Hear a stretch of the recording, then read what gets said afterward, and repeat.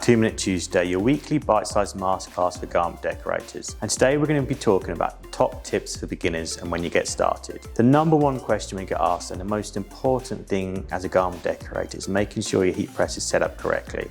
And there's 3 things you need to be able to control with a heat press: time, temperature, and pressure. And you need to be able to control these very accurately. So I'm going to be showing you how to do this on a Hotronix auto open press here. So these Hotronix presses have consistent heat throughout. So when you set it on here, all you need to do is go mode, then you can set your time. I've got pre-press mode on here and a main press, and you can set the temperature. So that way, with the Hotronix press, it's always going to be accurate within the degree anyway. So time and temperature are really easy, and if you've got an accurate heat press, they're always going to do exactly what they tell you to do.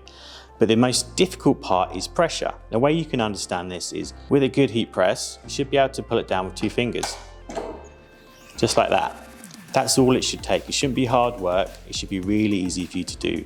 And if you ever get stuck with a Hotronix press, just be able to find it back down to 2 fingers again. That's all you need to do.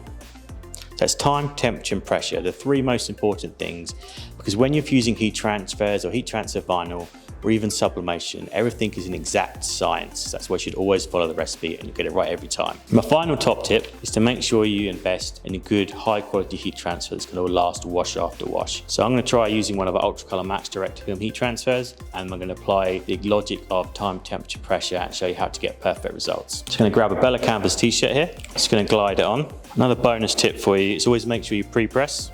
Make sure your collar is off. Make sure you've got all the seams out of the way because you don't want to affect the pressure. To make sure you've got a nice flat surface, it's free from moisture, and it's perfect conditions for a heat transfer.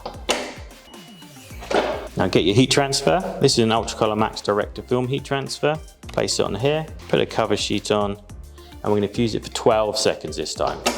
Instructions vary between heat transfer products and heat transfer vinyl, so always check the recipe to get the best results every single time. In this instance, it's going to be a hot peel. So as soon as this pops back up, I'll show you exactly how. There we go. That's it. So once you can control time, temperature, and pressure, you can make retail ready t-shirts just like this. For more tips and tricks, head to our YouTube channel and subscribe to get more great ideas like this.